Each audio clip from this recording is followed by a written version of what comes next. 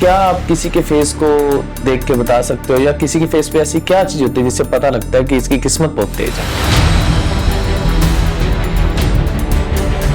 हर कोई व्यक्ति ये सोचता है कि मैं ज्योतिषी बन जाऊं और पैसे। तो हर किसी के दिमाग में आता है कि नजर, क्या ये सच में होती है? रोने को मन कर रहा है, काम रुके हुए हैं, काम करने का दिल है लेकिन हम जा नहीं पा रहे, तब भी नजर लगती है। कुंडली में जो भी लिखा है, अगर वो होना ही कुंडली के हिसाब से है तो इंसान चिंता किस बात की करे, वो तो अपनी कुंडली बनवा लेगा।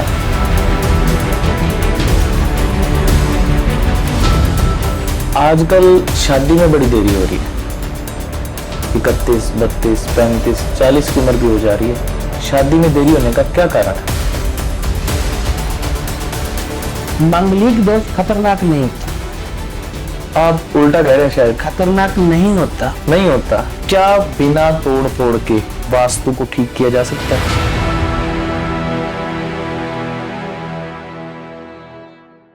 ਕਹਿੰਦੇ ਨੇ ਹੱਥਾਂ ਦੀਆਂ ਲਕੀਰਾਂ ਦੇ ਵਿੱਚ ਸਭ ਕੁਝ ਲਿਖਿਆ ਹੁੰਦਾ ਹੈ।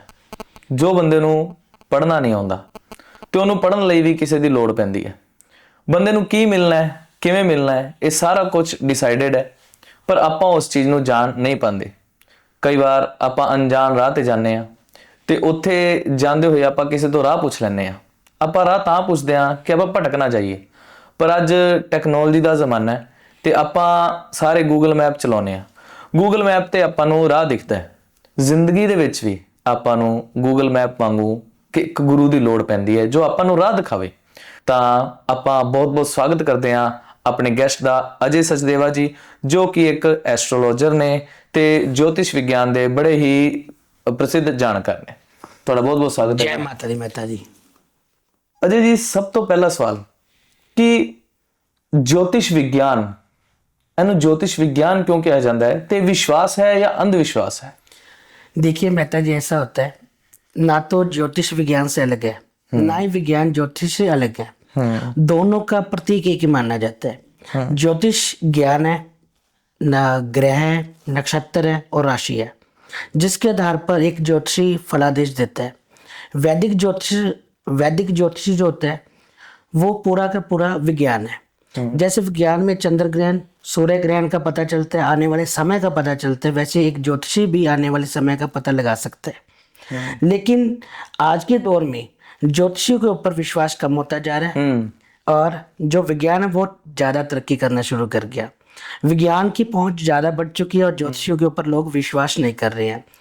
ज्योतिषियों को एक अंधविश्वास माना जाता है। जैसे कोई उपाय बता रहे हैं तो उसको करने के लिए पहले वो सोचते हैं कि करें या ना करें। बिल्कुल सही। लेकिन ज्योतिषी के पास जाकर आदमी ये भी सोचते हैं कि हमारा पता नहीं कितना पैसा लगे। सही बात है। लेकिन ऐसा कुछ नहीं होता।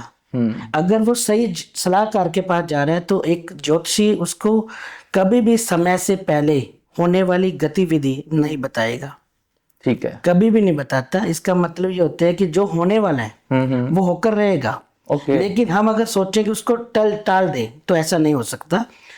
लेकिन जैसे हम सोचते हैं कि किसी के हाथ पर चोट लगनी है तो उंगली पर जरूर लगेगी। ठीक है। ज्योतिष के अंदर उसका समाधान है। असर कम हो जाता है। असर कम होता है उपाय करने से। ये नहीं है कि वो बिल्कुल ही ठीक हो जाएगा। ठीक है। विज्ञान अपने तरीके का होता है, ज्योतिष अपने तरीके का होता है। लेकिन ज्योतिष के अंदर, विज्ञान के अंदर एक एक्सपेरिमेंट किए जाते हैं। हाँ जी, हाँ जी। जिसका 100% आपको तथ्य साबित करना पड़ता है। ज्योतिष के अंदर आप 100% तक नहीं लेकर जा सकते। ज्योतिष के अंदर आपका ज्ञान ही काम करेगा। अजय जी, मतलब आपने जो बताया ज्योतिष विज्ञान के बारे में, लेकिन ना लोग इसको अंधविश्वास समझते हैं और आने वाली जनरेशन तो इसको और भी ज्यादा अंधविश्वास ही समझेगी। आप कैसे किसी का विश्वास मजबूत करेंगे ज्योतिष में? अंधविश्वास इसके अंदर कुछ नहीं होता। लेकिन ज्योतिषी आपको क्या बता रहा उसका नहीं पता। क्योंकि आज के दौर के अंदर हर कोई व्यक्ति ये सोचता है कि मैं ज्योतिषी बन जाऊं और पैसे कमा लो, पैसे छाप लो बस। लेकिन ऐसा नहीं है कि इसके अंदर पैसा नहीं है, पैसा है। लेकिन आपको भी अपनी जानकारी होनी चाहिए ग्रह के बारे में। देखिए 9 ग्रह हैं। सूर्य, चंद्रमा, गुरु, बृहस्पति, बुध ग्रह, शुक्र, शनि, राहु, केतु। अगर आपको अपने धर्म के अंदर, अपनी कुंडली के अंदर इन ग्रहों की जानकारी ही नहीं है तो आप जिसके पास जाएंगे तो वहां पर आपके पैसे लगेंगे ही। सूर्य ग्रह आपके पिता होते हैं। ठीक है जी। अगर आप अपने पिता की इज्जत कर रहे हैं तो आपका सूर्य ग्रह बलवान रहेगा। ठीक है। किसी भी ज्योतिषी के पास आपको जाने की जरूरत नहीं है। हम्म। चंद्रमा आपकी माँ, अच्छा। अगर आप अपनी माता की इज्जत कर रहे हो, अपनी उम्र से ज्यादा बड़ी औरत की आप इज्जत कर रहे हो, हम्म। तब भी आपका चंद्रमा कभी भी वीक नहीं होगा ठीक है। और कभी भी आपको पैसे की दिक्कत नहीं आएगी। हम्म। चंद्रमा हमारा मन होता है, मन का कारक है, और आपकी माता जी जो होती है वो भी चंद्रमा होती है। हम्म। लेकिन जो आज का समय चल रहा है, लोग परेशान क्यों हो रहे हैं? अपने माता पिता की इज्जत नहीं करते। ये तो है। जब हम अपने माता पिता की इज्जत ही नहीं कर पा रहे, हम्म। तो जिसके पास जाओगे तो सबसे पहले आपका ग्रह यही आएगा कि आपका चंद्रमा वीक है, आपका सूर्य वीक है। हम्म। तो आपकी ग्रह तो पहले ही खराब हो चुकी है, जब आप अपने घर में अपने परिवार की इज्जत नहीं कर पा रहे। यानी कि देखा जाता है कि कुछ लोग अपने माता पिता को वृद्धाश्रम में छोड़ आते हैं और उनसे पीछा छुड़वाने की कोशिश करते हैं, तो उनके ग्रह तो खुद ब खुद ही खराब होने ही है, जैसा कि आपने बताया। देखिए ऐसा होता है ना जी, जब हमारे अपने ग्रह 9 ग्रह जो होते हैं घर के अंदर है, जैसे सूर्य पिता, चंद्रमा माता, बुध ग्रह आपकी सिस्टर है, आपकी बुआ है, और मंगल आपके भाई हैं। अगर आपके सगे भाई नहीं है तो आपके चाचा जी का बेटा भी आपका भाई है, तो वो भी मंगल है। ठीक है जी। शनि जो होते हैं वो हमारे कर्म का फल देते हैं। जितना आप अच्छे कर्म करेंगे, देखिए आज की दौर के अंदर लोगों के पास पैसा बहुत आ रहा है, लेकिन जैसे जैसे पैसा बढ़ता जा रहा है वैसे वैसे लोगों की इज्जत कम करना जानते हैं, अपने को ज्यादा समझते हैं। जैसे वो दूसरों को पीछे छोड़ रहे हैं, अपने को ज्यादा समझ रहे हैं, तो उनका कर्म फायदा नहीं करेगा। सही बात। जितनी निम्रता आपके अंदर होगी उतनी आप तरक्की ज्यादा करोगे, उतना ही आपको ये ग्रह अच्छा फल देंगे। राहु ग्रह तो पाप ग्रह आते हैं। अगर आप अच्छा कर्म करोगे तो आपको अच्छा फल देंगे, अच्छा कर्म नहीं कर पा रहे तो आपको बुरा फल मिलेगा। सर एक ऐसा क्वेश्चन जो सबके दिमाग में चलता होगा, नजर। क्या नजर सच में होती है? और अगर होती है तो इसको उतारने का बेस्ट तरीका क्या है? देखिए ऐसा होता है, नजर का प्रभाव हमारे सभी के ऊपर होता है। अगर छोटा बच्चा है तो रात को वो रोना शुरू कर देगा, रात को वो उठकर बैठना शुरू कर देगा, या उसको जो हम खिला पिला रहे हैं उसको लगेगा नहीं। ठीक है जी। आप अपने तरफ से देखेंगे या मैं देखूंगा तो मेरे काम रुकने शुरू हो जाएंगे। अचानक जो हमारे काम रुकते हैं वो भी नजर है। बनता हुआ काम रुक गया, घर में परेशानी आ रही है, जल्दी बीमार होना, किसी के हाथ से बार बार ऐसे करना, उसको नजर लगी होती है। किसी के हाथ से बार बार जैसे अपने हाथ से ऐसे ऐसे हम कर रहे हैं तो समझिए उस व्यक्ति को नजर लगी हुई है। ठीक है।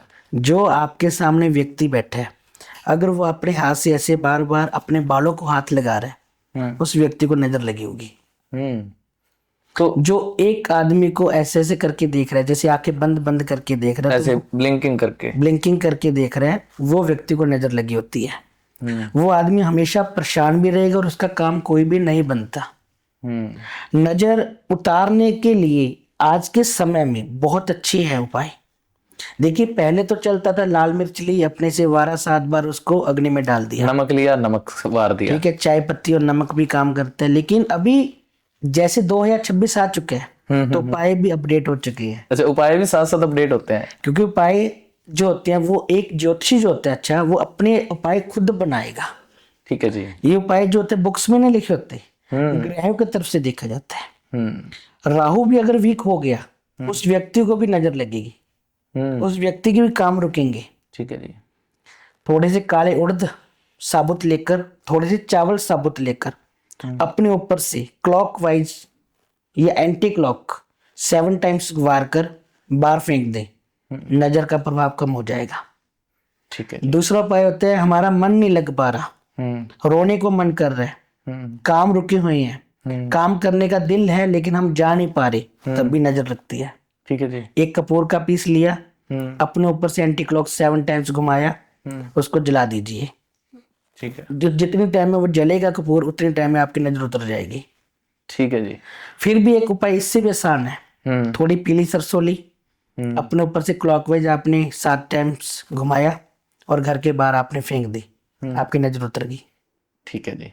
सर जी, आपने जो नजर उतारने का उपाय बताया, तो हम जैसे ऑफ द कैमरा भी बात कर रहे थे कि अगर किसी को कोई रोग है, कोई बीमारी है, तो उसके लिए भी शायद आप एक उपाय बता रहे थे कि अगर किसी को पेट संबंधी बीमारी है बेसिकली, या किसी और संबंधी। देखिए, जो अभी जितने भी हम बैठकर बात कर रहे हैं या जो व्यक्ति होते हैं, आज के समय में हर परिवार में बीमारी है। हाँ जी, ये तो है। किसी का सिर दर्द है, किसी का पेट दर्द है, या पेट की संबंधित बहुत ज्यादा प्रॉब्लम आ रही है। हरे रंग की पालक या हरे रंग की सब्जी अपने हाथ से अगर कोई व्यक्ति गाय को खिलाता है तो उसको पेट की और सिर दर्द की प्रॉब्लम नहीं आती। एक दिन कोई भी हो, किसी भी दिन किसी भी बार आप कर सकते हैं, सिर्फ रात्रि में नहीं करना, ठीक है जी। दिन में उपाय करना है। अगर आपने दिन के अकॉर्डिंग करना है तो दिन बुधवार के दिन ये उपाय कर सकते हैं, जिससे पेट दर्द, बदन दर्द और दांतों की प्रॉब्लम और सिर की प्रॉब्लम नहीं रहती। अगर बार बार कोई व्यक्ति बीमार हो रहा है तो सुबह उठकर सूर्य नमस्कार करे, सूर्य को जल दे, वो व्यक्ति बीमार नहीं रहेगा, ठीक है, जल्दी स्वस्थ होना शुरू हो जाएगा। ठीक है जी। सर, जैसा कि कुंडली में पैसा, कुंडली में शादी, कुंडली में बिजनेस, ये कितने % तक लिखा होता है? जैसे हम एक अंदाजा लगाएं कि कुंडली में जो भी लिखा है, अगर वो होना ही कुंडली के हिसाब से है तो इंसान चिंता किस बात की करे, वो तो अपनी कुंडली बनवा लेगा। आपसे मैं बात कर रहा हूँ, जैसे आप आई, आपने अपनी कुंडली मुझे दी, कुंडली में 100% हम सच बता सकते हैं, बिल्कुल 100%। 100% बता सकते हैं, लेकिन हम उसको 100% नहीं मानते। हम 80% तक जाएंगे या 70% तक जाएंगे। ऐसा क्यों? क्योंकि आपके कर्म भी आपके साथ है। अगर आप कोई कर्म अपना कर ही नहीं रहे तो वहां पे किसी ज्योतिषी का कोई भी उपाय आपको काम नहीं करेगा। ठीक है। जैसे कि लोग आ रहे हैं कुंडली दिखाने के लिए, कह रहे हैं हमारे पे पैसा नहीं आ रहा। पैसा तो आ रहा है लेकिन उसके खर्चे अपने बढ़ाए हुए हैं। ये तो है। तो खर्चे बढ़ेंगे तो पैसा क्या काम करेगा। दूसरा, कर्म इसलिए क्यों कहा जाता है कि कर्म, अगर आप कोई उपाय कर ही नहीं रहे, जैसे गाय को आप रोटी डाल दो तो क्या होगा, दरवेश को अगर आपने रोटी डाल दी तो क्या होगा, पहले आप क्वेश्चन करेंगे कि ये उपाय करने से क्या होगा। ये नहीं है कि ये तो रूटीन के उपाय हैं। अगर कोई व्यक्ति गाय को रोटी डाल रहे हैं, दरवेश को रोटी डाल रहे हैं, चींटियों को आटा डाल रहे हैं, पक्षियों को दाना डाल रहे हैं, उस व्यक्ति को कुंडली दिखाने की जरूरत नहीं पड़ती। बिल्कुल ठीक रहता है सब, बिल्कुल ठीक रहता है, क्योंकि आपके घर से अन्न का दान हो रहा है और अन्न का दान महादान होता है। ठीक है जी। अगर आप किसी की सेवा नहीं कर पा रहे तो वहां पे आपका जो भाग्य है वो आपका काम नहीं करेगा। ठीक है सर, अक्सर देखा जाता है कि कुछ लोग कुंडली में यकीन नहीं करते बिल्कुल भी, फिर भी उनको सफलता मिलती चली जाती है, मिलती चली जाती है।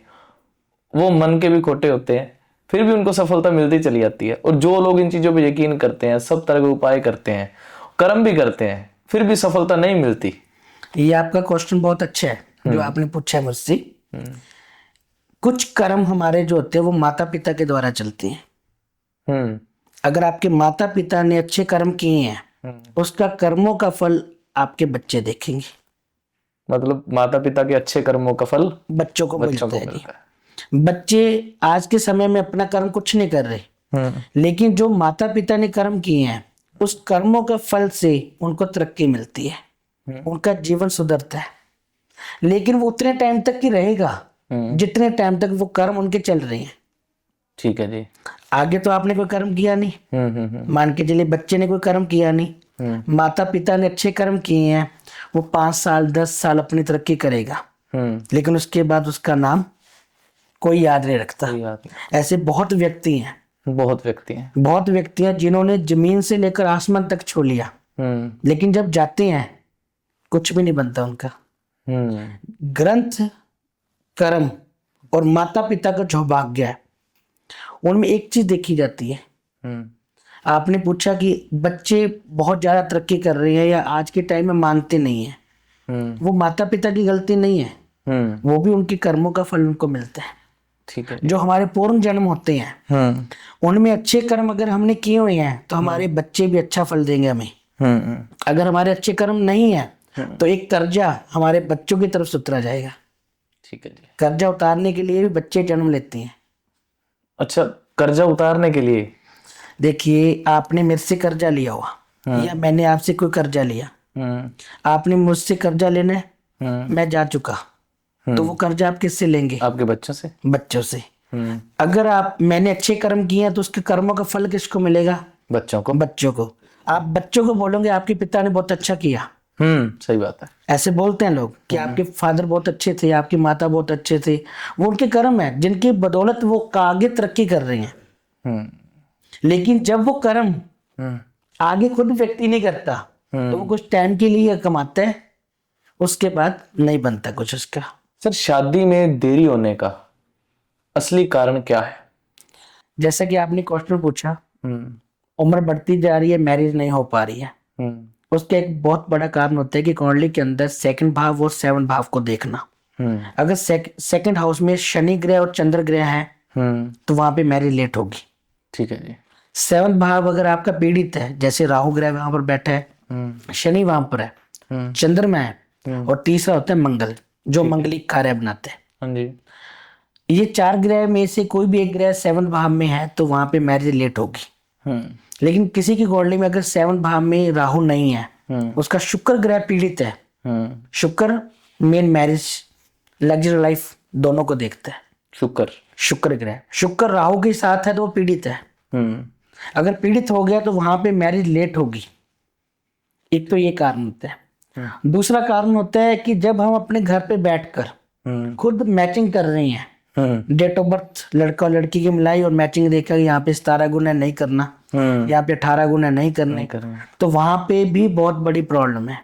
उसकी सलाह तो आपने ली नहीं। अगर किसी ज्योतिष से आप उसकी सलाह लोगे तो क्या पता आपका मैचिंग सही हो। सही बात। लेकिन वो सलाह नहीं लेते, जिस कारण मैरिज की उम्र बढ़ती जा रही है और मैरिज से लेट होती जा रही है। ठीक है सर, मतलब क्या कोई ऐसी गलतियां भी लड़के और लड़कियां करते हैं जो कुछ ऐसा करें जिससे उनका शुक्र ग्रह नाराज हो जाए, जो अनजाने में करी गई गलतियां हैं जिसके कारण शादी लेट हो रही है?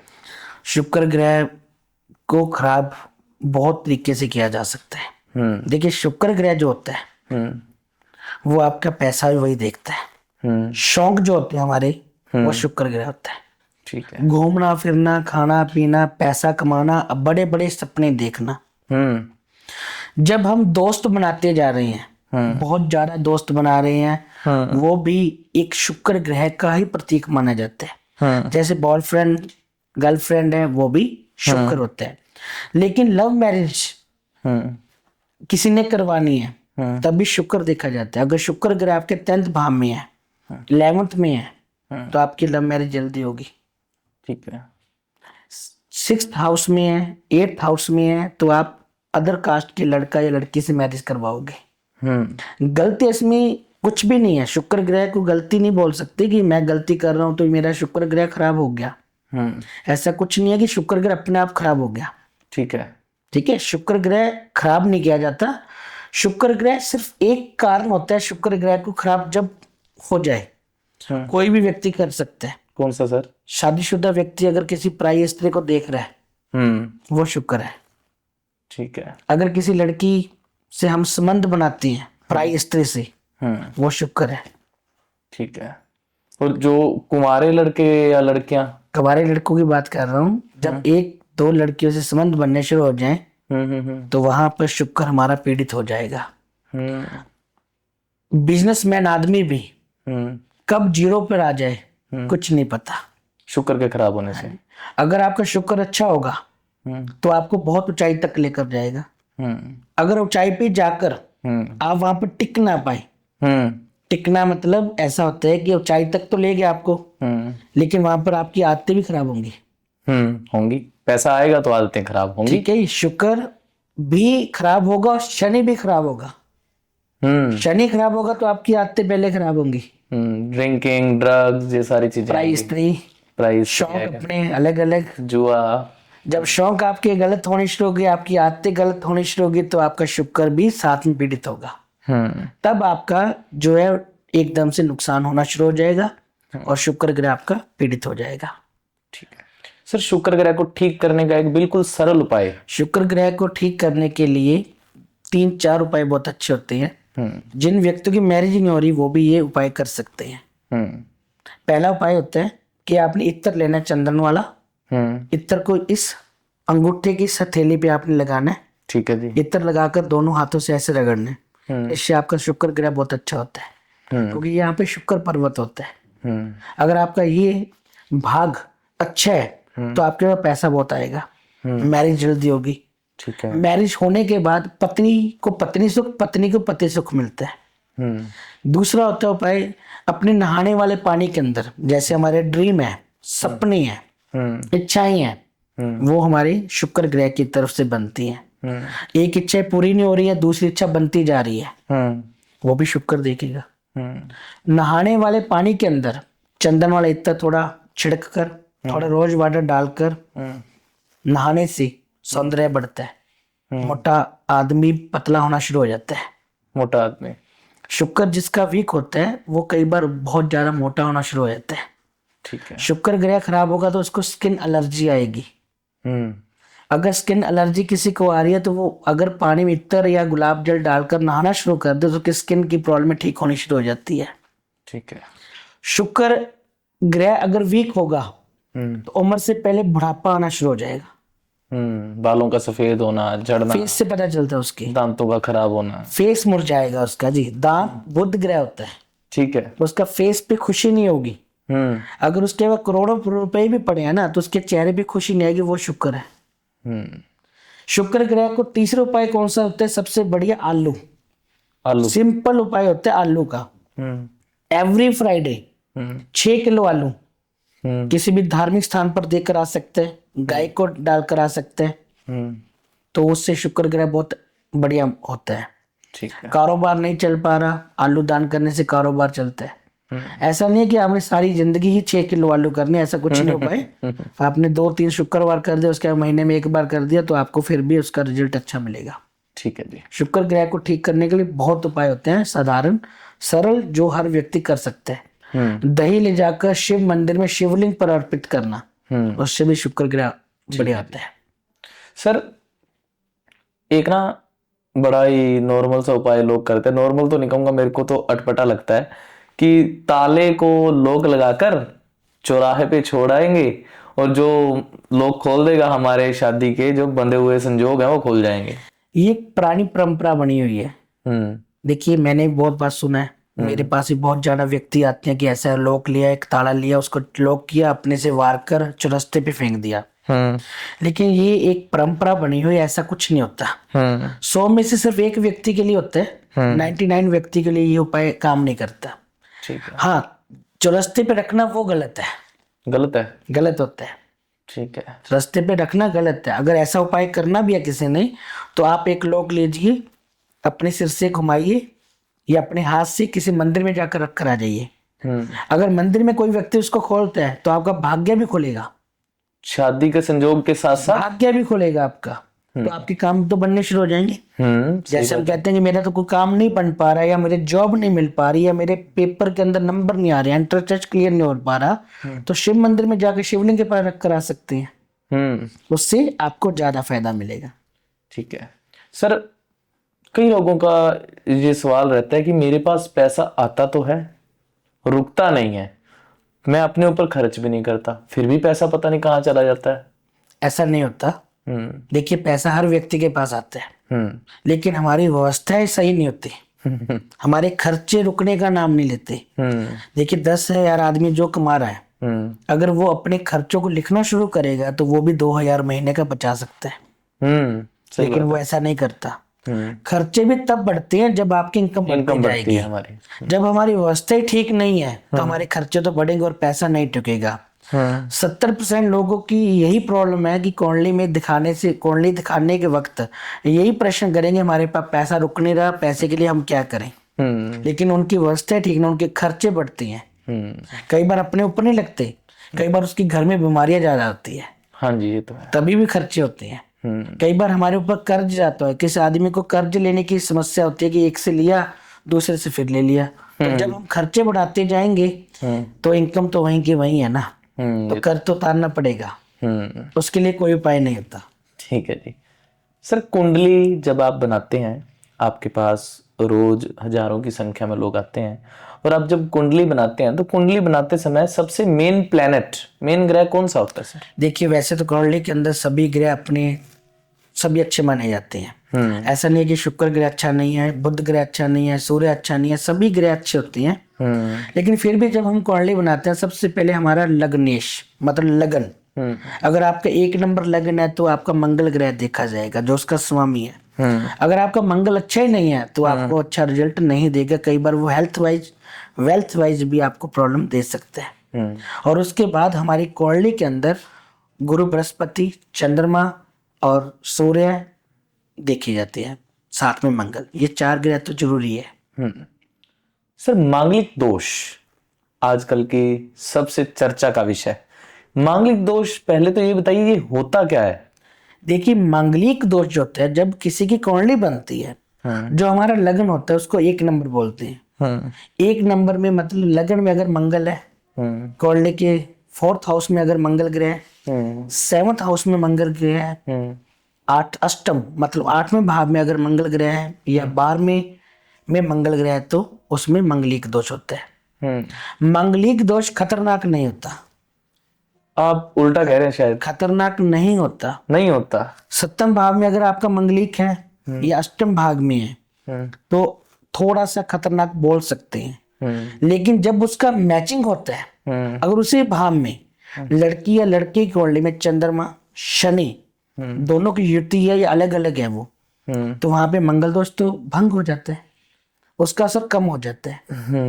मंगलिक का मतलब क्या होता है? मंगलिक का एक मतलब होता है कि मंगल ग्रह से जुड़ा होता है। जो व्यक्ति मंगलिक होगा उसमें गुस्सा बहुत होगा, ओवर थिंकिंग ज्यादा होगी, अपने को समझेगा दूसरों को नहीं समझेगा। मंगलिक व्यक्ति अगर अननोन मंगलिक मतलब नॉन मंगलिक लड़की से मैरिज करता है, जरूरी नहीं है कि मैरिज लाइफ खराब हो जाएगी, ऐसा नहीं होता। ठीक है। सिर्फ गुस्से की वजह से मैरिज लाइफ खराब होती है, गुस्से की वजह से अंडरस्टैंडिंग नहीं बनेगी। जब मैचिंग होता है तो उसके अंदर 3 जगह पर हमें कुंडली में देखना पड़ता है कि इसकी मैचिंग सही है या नहीं है। मैत्री देखनी पड़ती है।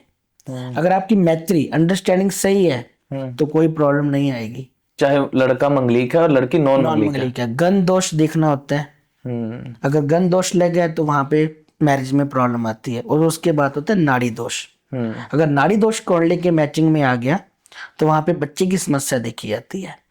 लेकिन मंगलिक अकेला नुकसान नहीं करता, मंगलिक के साथ साथ आपके 7th भाव में अगर चंद्रमा या शनि या 2nd भाव में चंद्रमा या शनि ग्रह आ रहा है या राहु आ रहा है तो वहां पे मैरिज लाइफ खराब होगी। ठीक है।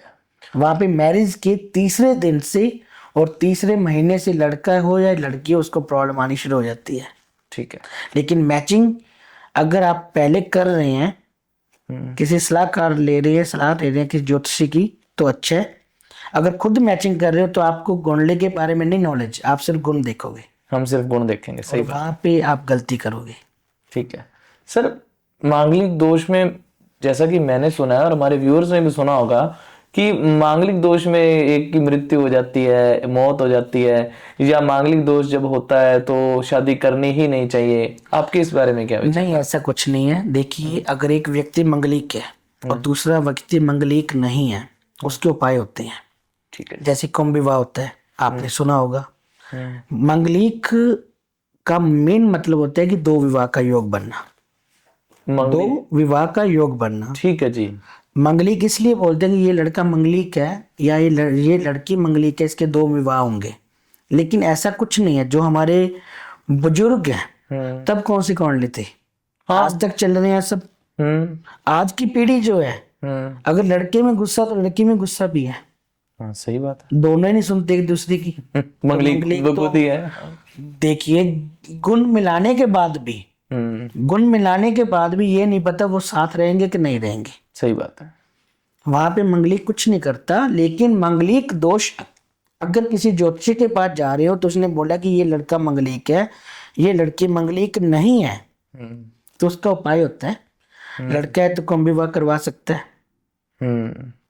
लड़की है तो वो भी कुंभ विवाह करवा सकती है। सरल शब्दों में सर कुंभ विवाह क्या? देखिए लड़का जो होता है वो उसमें तुलसी विवाह बोला जाता है। तुलसी के साथ फेरे लेने होते हैं, पूजा होती है।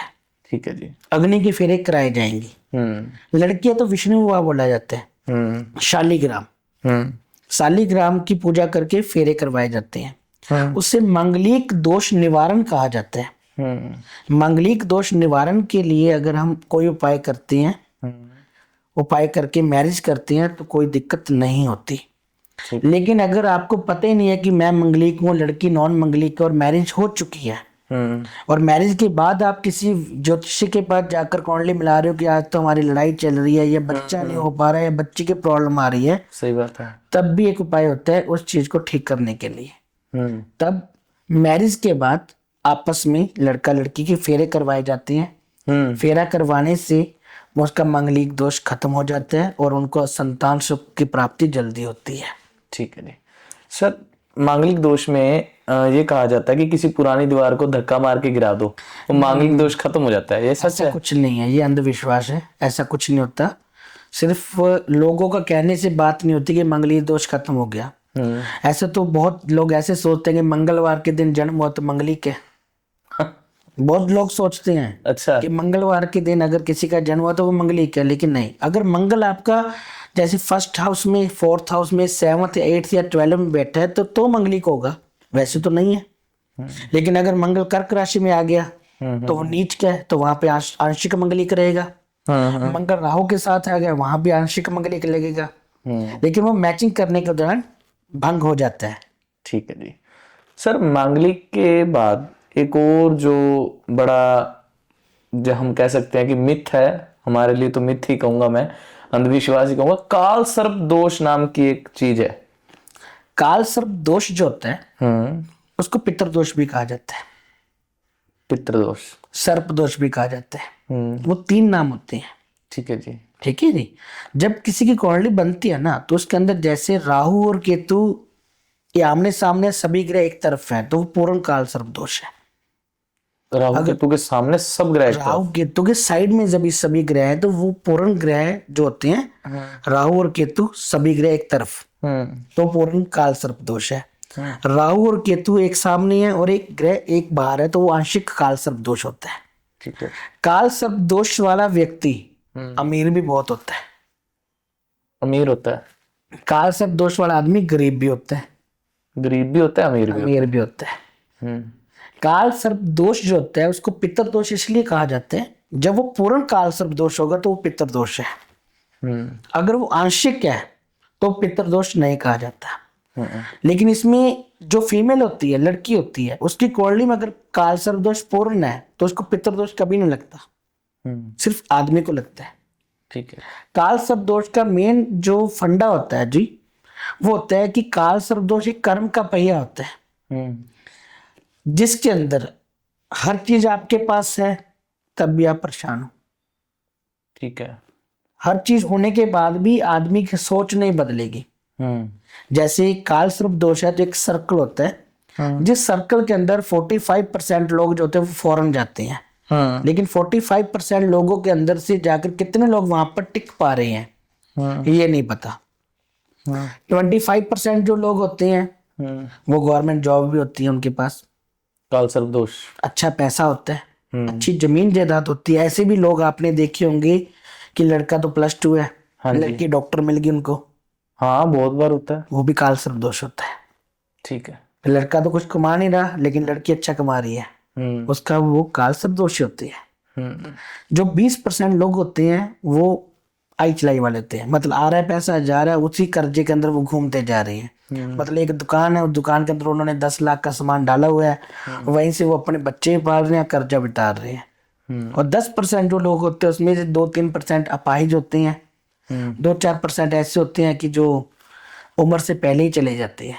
ठीक है। तो वो 10% की गिनती में आते हैं, जिनको देखने से पता चल जाएगा इनके पास कुछ नहीं है। और कुछ सब कुछ होने के बाद भी कई बार ऐसे लोग मिलते हैं, जैसे काल सर्प दोष होता है कि पैसा होने के बाद औलाद नहीं होती उनके घर में।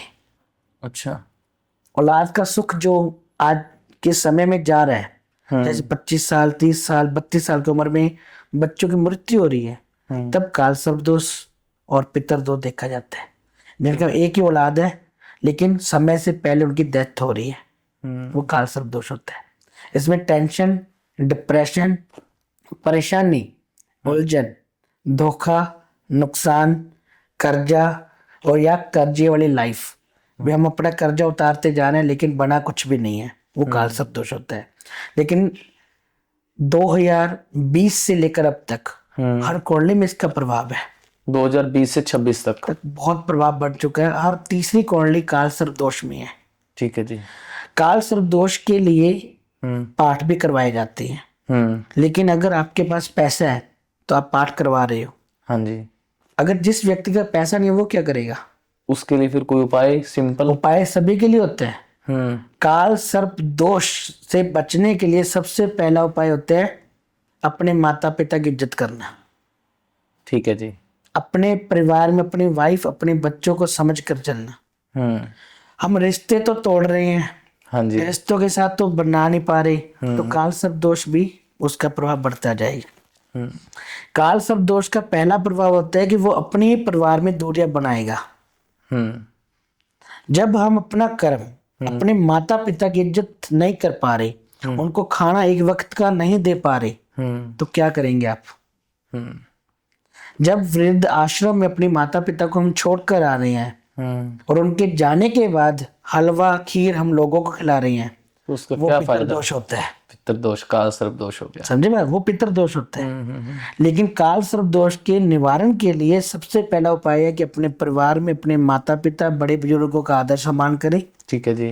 अपने घर में 5 मिनट का समय निकालकर पूजा पाठ जरूर करें। नहीं तो कोई भी नाम जाप आप कर सकते हैं। अगर आप नाम जाप कर रहे हैं उसकी पावर से भी आपके ऊपर काल सर्प दोष का प्रभाव नहीं पड़ता। ऐसे लोग बहुत देखे होंगे आपने जिनके पास पैसा बहुत कुछ है, लेकिन बीमारी तो उनके घर में भी है, परेशानी उनके घर में भी है, सही बात है। नींद तो उनको भी नहीं आ रही, वो भी काल सर्प दोष होता है। ठीक है। लेकिन काल सर्प दोष 12 तरीके का होता है, 12 प्रकार का होता है, जिसमें आदमी के पास पैसा भी आएगा, दौलत भी आएगी, शोहरत भी आएगी, लेकिन फ्यूचर में क्या करेगा ये नहीं पता। ठीक है, अनप्रडिक्टेबल है फ्यूचर। हाँ जी। ਠੀਕ ਹੈ, ਧੰਨਵਾਦ ਸਭ ਦਾ ਜੇ ਸਾਡੇ ਐਪੀਸੋਡ ਤੁਸੀਂ ਇੱਥੋਂ ਤੱਕ ਪਹੁੰਚ ਗਏ ਹੋ। ਸਾਡੇ ਐਪੀਸੋਡ ਨੂੰ ਐਦਾਂ ਹੀ ਪਿਆਰ ਦਿੰਦੇ ਰਹੋ ਤੇ ਇਸ ਚੈਨਲ ਨੂੰ ਤੁਸੀਂ ਸਬਸਕ੍ਰਾਈਬ ਕਰਿਓ, ਇਸ ਐਪੀਸੋਡ ਨੂੰ ਲਾਈਕ ਕਰਿਓ ਤੇ शेयर करियो। ਹੁਣ ਆਪਾਂ ਵਧਦੇ ਹਾਂ ਅੱਗੇ ਦੀ तरफ। सर, ये काफ़ी सुनने को मिल रहा है कि ये जो वर्ष है 2026 ये काफ़ी भारी है या काफ़ी संकट में ही है, इसका आपको क्या लगता है? देखिए ऐसा होता है, जैसे 2026 है, 23 फरवरी 2026 दोपहर 11:30 से लेकर मंगल और राहु की युति एक साथ हो चुकी है। 5 ग्रह इकट्ठे चलेंगे। ठीक है जी। जिसमें सूर्य राहु भी है और बुध भी है। मंगल और राहु का मतलब होता है इलेक्ट्रॉनिक चीजें खराब होना, घर में खुशी ना आना, घर में बार बार कोई ना कोई परेशानी आना। 10 अप्रैल तक मंगल और राहु एक साथ है और 10 अप्रैल के बाद शनि और मंगल और राहु भी इकट्ठे चलेंगे, जो कि 10 मई तक का समय किसी भी व्यक्ति के लिए अच्छा नहीं है।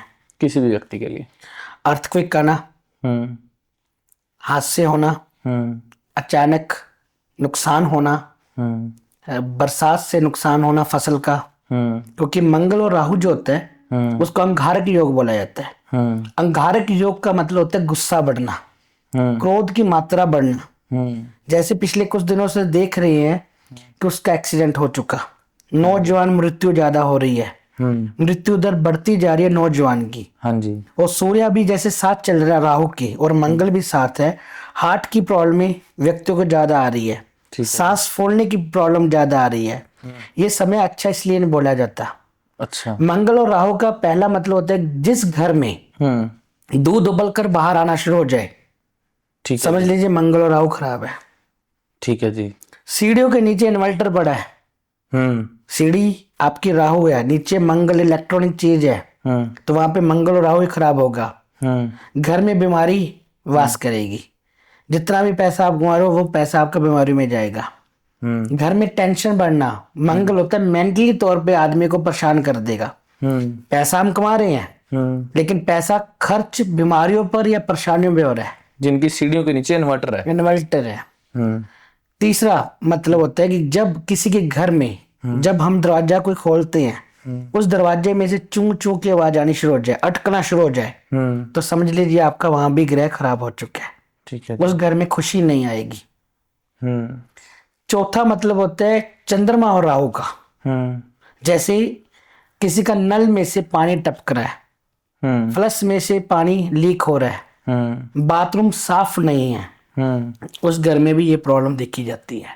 ठीक है जी। मंगल और राहु किसी की व्यक्ति के लिए भी अच्छा नहीं है इस वक्त। ड्राइव कोई भी वाहन अगर हम चला रहे हैं उसको तेज नहीं चलाना। ठीक है जी। जितना हम कम स्पीड पे चलाएंगे उतना ही हमारे लिए अच्छा है। ये जो 2 महीने आने वाले हैं 10 मई तक 23 फरवरी से लेकर, उसमें गुस्सा क्रोध की मात्रा अपने आप में घटाइए।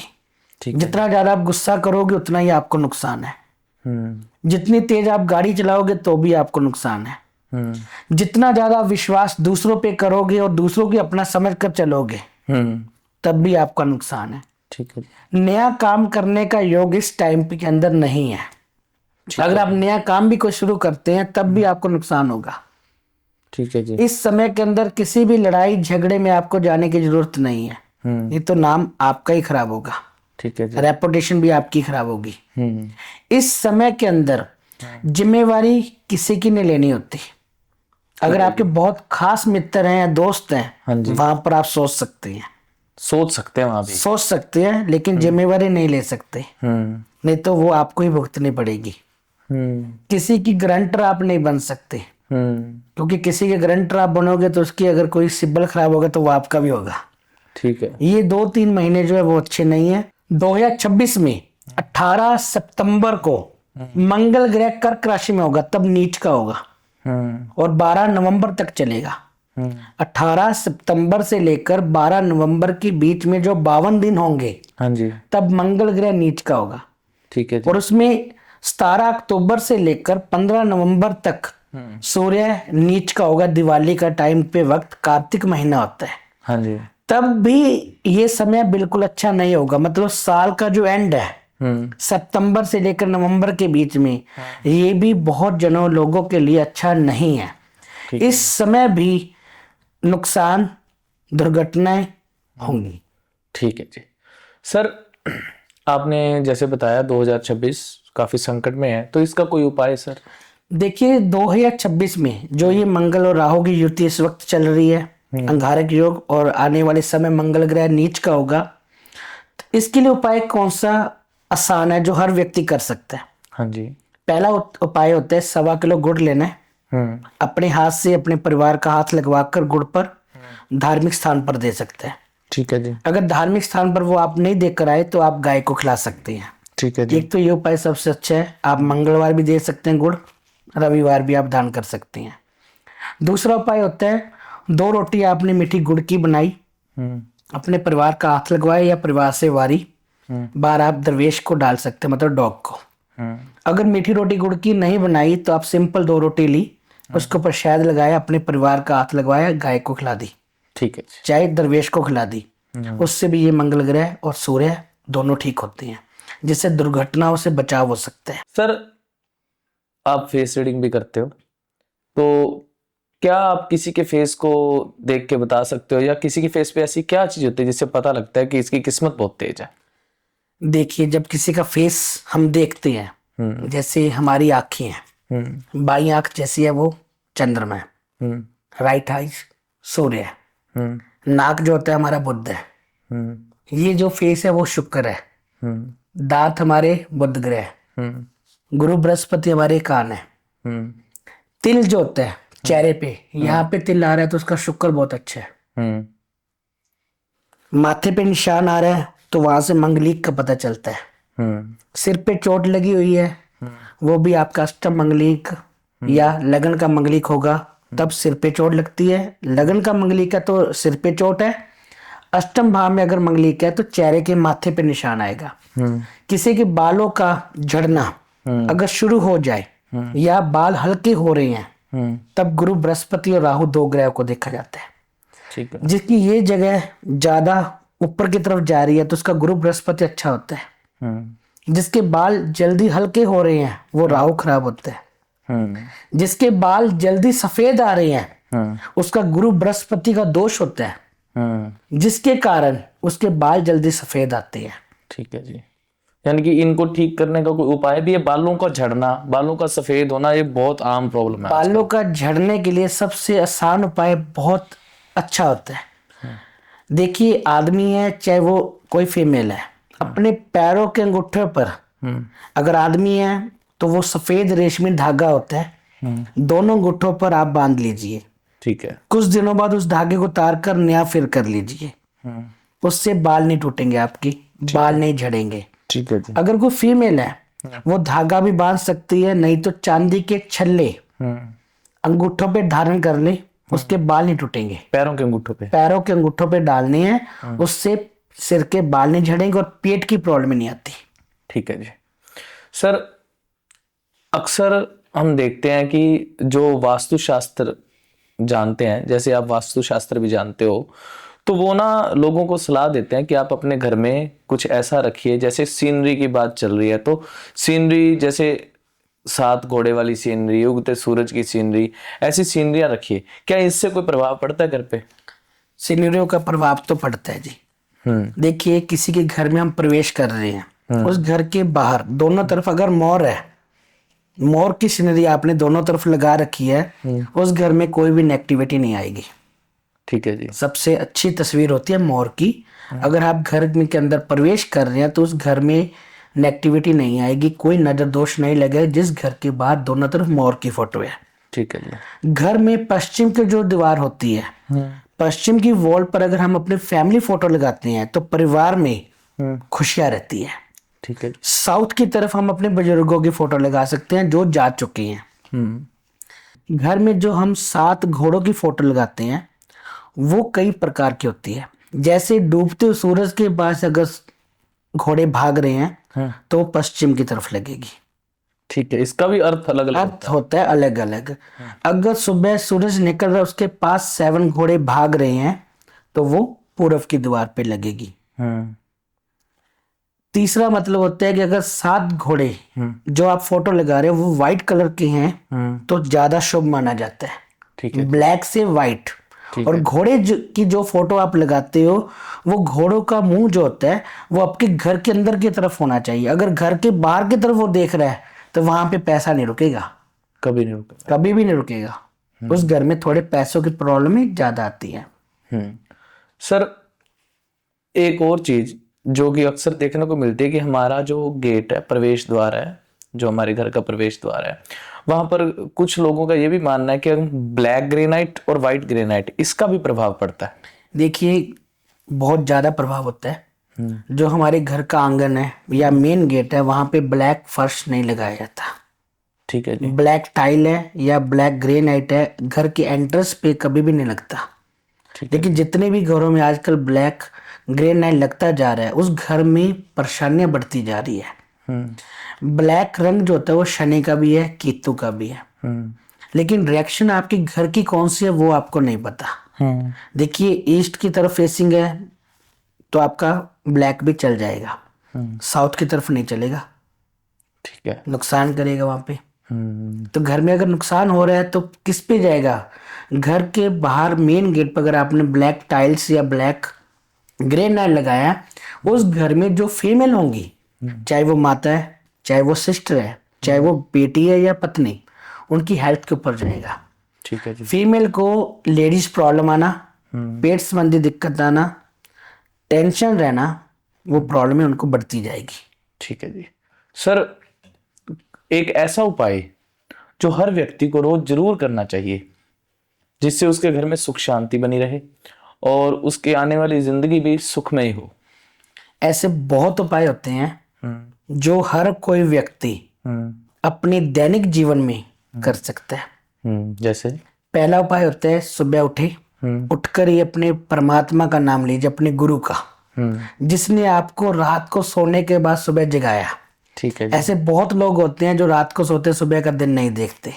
हाँ जी, ये तो है। दूसरा काम होता है स्नान करने के बाद अपने घर के मंदिर में समय निकालकर 5-10 मिनट पूजा जरूर करें। ठीक है जी। आपके घर में अगर बड़े बुजुर्ग है तो उनका आशीर्वाद लें। ठीक है जी। सूर्य को जो व्यक्ति हर रोज जल देता है उस व्यक्ति को कभी भी कोई परेशानी जल्दी नहीं आती। इसके बाद के जो उपाय होते हैं जैसे गाय को हरा चारा खिलाना, गाय को रोटी खिलाना, दरवेश को रोटी खिलाना, दरवेश को दूध पिलाना, दलिया गुड़ का बनाकर अपने परिवार का हाथ लगवाकर या खुद अपने हाथ से महीने में चाहे एक बार भी पशु को डालकर आ रहा है, उस घर में परेशानियां नहीं आती। ये हमारा कर्म होता है। ठीक है जी। लेकिन जो व्यक्ति ऐसे कर्म करेगा उसको कोई परेशानी नहीं मिलती। ठीक है जी। सर, आंखों का फड़कना, दाएं का बाएं का, इसमें क्या राज है? रामचरितमानस सामने सुना है, हाँ जी, सुन। बहुत बड़ा ग्रंथ है। हाँ जी। इस ग्रंथ के अंदर हाँ। पूरा प्रमाण दिया हुआ है कि व्यक्ति के, हाँ। आदमी का अगर दाया भाग, हम्म। दाएं अंग अगर फड़कते हैं तो उसके लिए शुभ संकेत होते हैं। ठीक है जी। जो फीमेल होती है उसके बायां अंग अगर कोई फड़कता है तो उसके लिए शुभ संकेत माने जाते हैं। जैसे कोई आदमी है तो उसकी दाएं आंख फड़केगी तो उसके लिए वो अच्छा है, ठीक है जी। बायां आंख फड़केगा तो उसके लिए वो अच्छा नहीं है। वैसे ही कोई फीमेल है तो उसके बाएं हाथ पे अगर खुजली हो रही है तो वो कहेगी मेरे पास पैसे आ रहे हैं। अगर फीमेल का दाएं हाथ पे खुजली हो रही है वो कहेगा मेरे खर्चे बढ़ेंगे या मेरे पास पैसा आज खर्च होगा। ठीक है। वैसे ही आदमी के दाएं हाथ पे खुजली होगी तो पैसा आएगा, और बाएं हाथ पे खुजली हो रही है तो वैसा लगेगा। ठीक है जी। सर, एक ऐसा उपाय जो गर्भवती महिलाओं को करना चाहिए पूरे 9 के 9 महीने।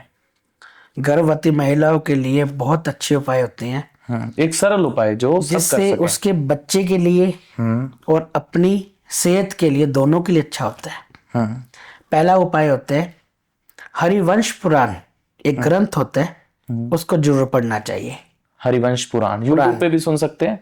नहीं, अपने ग्रंथ को मतलब काट देना, ग्रंथ लेकर आए घर पर, उस ग्रंथ को प्रतिदिन उसका हस्बैंड या वो खुद, दोनों में से एक व्यक्ति वो जरूर पढ़े। ये नहीं है कि वो सारा एक दिन में पढ़ना है। उसके अंदर अध्याय होते हैं, हाँ जी। एक अध्याय हर रोज पढ़ना होता है। ठीक है जी। पति पत्नी अगर पास बैठकर इकट्ठे बैठकर हरिवंश पुराण का पाठ करते हैं तो उसके बच्चे को और अपनी सेहत पर कोई भी असर नहीं आता।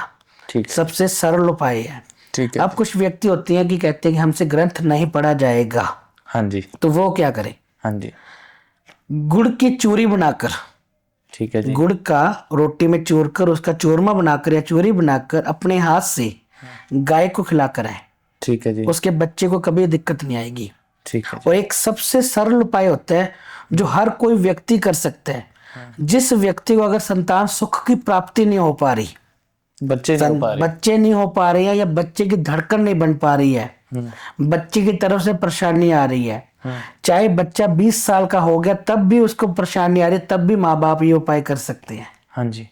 केले, ठीक है जी। आपने केले लेनी है, चाहे वो 3 पीस है, चाहे 3 किलो या 3 दर्जन, 3 की क्वांटिटी में चाहिए। ठीक है जी। उन केलों को आपने गाय को खिला कर आ सकते हैं, किसी धार्मिक स्थान पर देख कर आ सकते हैं, किसी जरूरतमंद व्यक्ति को बांट कर आ सकते हैं। ठीक है जी। ये उपाय 9 के 9 महीने कोई भी महिला, कोई भी उसके हस्बैंड अगर ये उपाय हर रोज करते हैं तो कभी भी कोई बच्चे की तरफ से तो परेशानी नहीं आएगी, कभी भी नहीं आएगी। ठीक है सर, वास्तु का अर्थ हुआ कि चीजों को सही दिशाओं में प्लेस करना। अब मेरा मान लीजिए खुद का घर नहीं है, मैं किराए का घर लेने वाला हूं और वहां पे वास्तु के हिसाब से कुछ नहीं बना हुआ, तो फिर मैं क्या करूं? आज के समय जो चल रहा है ना, जो भी हम कोई भी घर देखने जा रहे हैं किराए पे लेने के लिए, हर घर में कोई ना कोई परेशानी तो आपको मिलेगी। ठीक है जी। लेकिन उसमें एक आपके लिए सबसे अच्छा माना जाता है कि वो घर आपके नाम पर नहीं है, वो तो किराएदार ठीक है रहेगी, या किराएदार जो हमारे मालिक होते हैं, जिसका घर है, वो जिसके नाम पर वो घर है, उसके ऊपर ज्यादा असर होता है।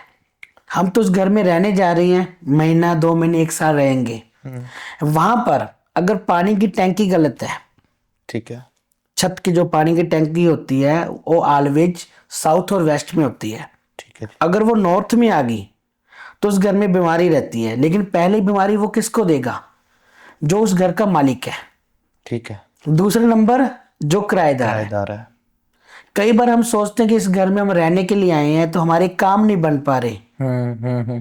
बहुत सारे लोग सोचते हैं कि हम बहुत किराएदार लोग सोचते हैं कि हम इस मकान में रहने के लिए आए हैं कि हमारा काम नहीं बन पा रहा, लेकिन उनके कर्म भी सही नहीं होते, उनकी व्यवस्थाएं सही नहीं होती तो नहीं बनते। कुछ मकान होते हैं कि जिस मकान के अंदर मालिक भी परेशान है और किराएदार भी परेशान है। बहुत घर होते हैं और कुछ घर ऐसे होते हैं जिस घर में आप रहने के लिए चले जाएं अपना घर खुद का बना लेंगे। बहुत घर है। जैसे फ्लैट है, हम बड़े शहरों में जाते हैं वहां पे फ्लैट सिस्टम बना हुआ है। हाँ जी। लेकिन फ्लैट की वाटर टैंक का नहीं पता। हाँ सही बात। बाथरूम जहां बना है ठीक है, हाँ तो वो मकान के अंदर जो रहने वाले हैं वो फिर भी अच्छा जी रहे हैं। हाँ ये तो है। ऐसा कुछ नहीं है। ठीक है जी।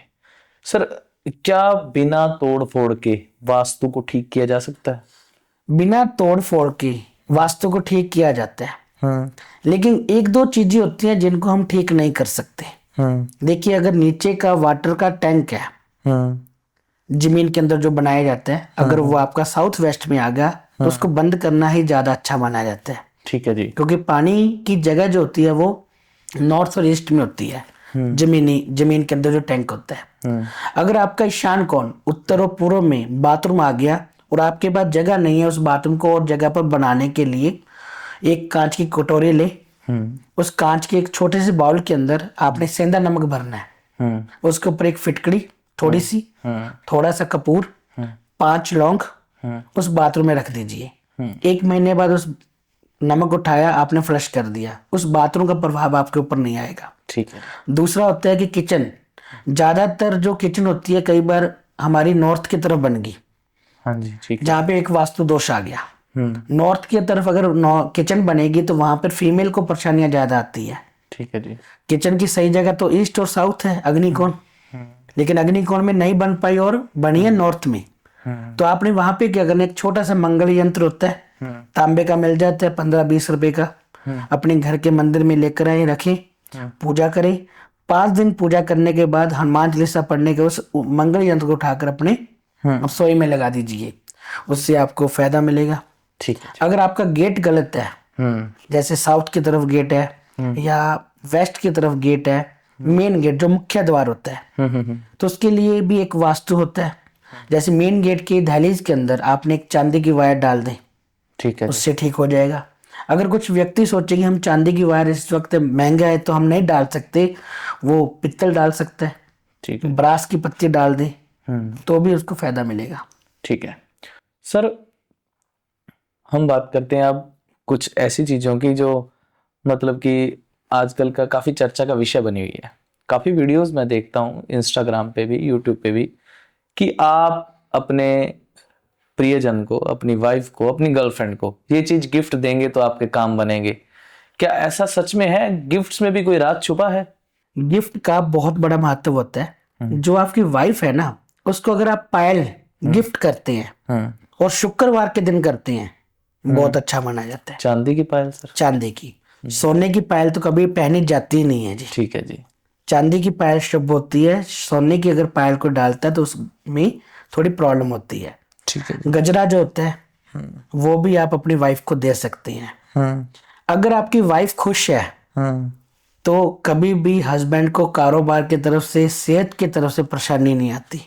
ठीक है जी। जो आपकी गर्लफ्रेंड होती है, गर्लफ्रेंड को अगर आपने गिफ्ट करना है तो आपको सूट दिलवा के दे सकती है।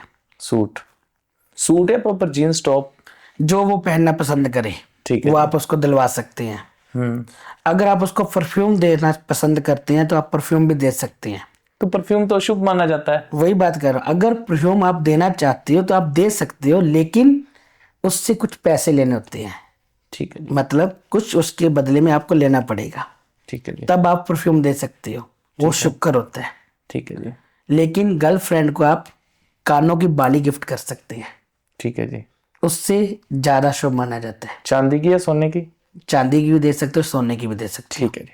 सर अगर मुझे गिफ्ट करना है अपनी वाइफ को, अपनी गर्लफ्रेंड को, किसी को भी, अपने प्रियजन को किसी भी तरह का गिफ्ट देना है, अपने दोस्त को भी, तो मैं क्या गिफ्ट दे सकता हूँ? देखिए, जो भी हम अपनी वाइफ को या अपनी गर्लफ्रेंड को अगर गिफ्ट देना चाहते हैं तो चांदी की पायल गिफ्ट कर सकते हैं। सबसे अच्छा। शुक्रवार के दिन अगर आप ये गिफ्ट करते हैं तो सबसे अच्छा माना जाता है। दूसरी गिफ्ट, आप अपनी वाइफ को पहनने के लिए अच्छा सूट दिलवा सकते हैं, जो भी उसको पसंद हो। शॉपिंग करवा सकते हैं। अगर आपकी वाइफ खुश होगी तभी आपके काम बनेंगे। अगर आपकी गर्लफ्रेंड खुश होगी तब भी उसका भाग्य भी आपके साथ काम करता है। तब भी आपके काम और आपके काम में कोई परेशानी नहीं आएगी। सर, आपने ये बता दिया कि सबसे अच्छा गिफ्ट क्या होगा। कौन से ऐसे गिफ्ट है जो मुझे ना तो किसी को देने चाहिए और ना किसी से लेने चाहिए? सबसे पहली चीज होती है कि आपने किसी से कांच की चीज कोई भी नहीं लेनी चाहिए। ठीक है जी। ना तो कांच के बर्तन, ना को कांच की कोई और आइटम। किसी से कोई वॉच गिफ्ट ले सकते हैं लेकिन दे नहीं सकते। ठीक है जी। अगर आप किसी को अपनी वॉच दे रही हैं हम्म। तब आपका भाग्य खराब हो जाएगा। ठीक है जी। शूज जो होते हैं हमारे, बूट, वो आप किसी को गिफ्ट नहीं दे सकते। ठीक है जी। अपना पर्स किसी को नहीं दे सकते। ठीक है जी। अपनी बेल्ट किसी को आप नहीं दे सकते, ठीक है जी। तब आपको नुकसान होगा। ठीक है सर, घर बनाते समय ऐसी कौन सी एक चीज का खास ध्यान रखा जाए जो हर एक को अपना घर बनाते समय ध्यान में रखनी चाहिए? घर बनाते समय सबसे पहले उसके सही मुहूर्त का पता होना चाहिए। ठीक है जी। जैसे हम नींव खोदते हैं, नींव खोदने का सही समय क्या है, ठीक है जी। कौन सा दिन, कौन सी तिथि हमारे लिए अच्छी है। अगर आपने तिथि वार देखकर, शुभ घड़ी देखकर उसकी नींव आपने खुदाई की है, उस नींव में आपने जो भी आपने नींव के अंदर सामान रखा है उस समय में, तो आपके बनते हुए मकान में कभी भी कोई परेशानी नहीं आएगी। ठीक है जी। कुछ लोग घर बनाते समय उसके बीच गीता का छोटा स्वरूप दबा देते हैं नींव में, क्या ये सही है? गीता का स्वरूप पहले बहुत दबाते थे, लेकिन आजकल वो ऐसी बात नहीं है। आजकल नींव के अंदर बहुत कुछ दबाया जाता है। कोई भी अपना मकान अगर बनाना चाहता है, उस नींव के अंदर सबसे पहले जल का, कच्चे लस्सी का एक छिट्टा आपने करना है। जैसे पानी में दूध मिलाया, अपने गुरु का नाम लिया, आपने उस नींव के अंदर छिटा कर दिया। अब नींव दबाने के लिए बहुत आइटम होती है। ठीक है जी। बहुत तरह के सामान होता है। जैसे 4 किलो जौ है, सफेद कपड़े में बांध कर आप दबाते हैं तो आपके घर में अन्न की कमी नहीं आती। थोड़ा गुड़ और पतासे आप रखते हैं या गेहूं रखते हैं, तब भी आपके घर में कभी भी अन्न की कमी नहीं आती। सरसों का तेल रखते हैं एक छोटी सी मिट्टी के लोटे के अंदर भरकर, तो आपके घर में अनहोनियां नहीं होती। थोड़ा सा शहद लेकर, एक छोटी सी मिट्टी की जो कुल्हड़ होता है वर्तों वाला करवा, उसके अंदर शहद भरकर रखते हैं तो आपके कारोबार में भी दिक्कत नहीं आएगी और आपके मकान बनते वक्त आपके पास पैसे की कमी नहीं आएगी। ठीक है। एक तांबे के लोटे के अंदर साबुत हरी मूंगी दाल भरने से आपके बिजनेस में भी प्रॉब्लम नहीं आती और मकान के अंदर भी प्रॉब्लम नहीं आती। ठीक है। और इसके साथ एक चीज आप और भी दबा सकते हैं। एक तांबे के लोटे के अंदर गंगा जल भरकर, गंगा जल इसलिए दबाया जाता है कि उस भूमि के अंदर क्या पता है कौन सी चीज दबाई गई है। हाँ जी। और बनाते वक्त मकान को जो भी हमसे गलतियां होती है, हाँ जी। जैसे कोई वहां पर जीव जंतु है उसको मृत्यु होना, या कोई मिस्त्री बना रहा है तो उसके घर में कोई सूतक हो गया, उसका दोष भी आपके ऊपर ना आए।